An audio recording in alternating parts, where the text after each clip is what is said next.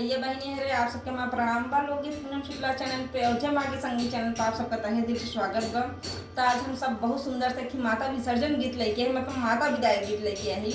माता की जात की कितना तकलीफ होता है इस गीत के माध्यम से आप सबके सुनने को मिले। और ये गीत के लेखक हैं दुर्गेश भैया, उनका चैनल का नाम बा दुर्गेश की दुनिया। आप सब वहाँ विजिट करें, ज़्यादा से ज़्यादा सपोर्ट करें। कैसे के करी हम विदैया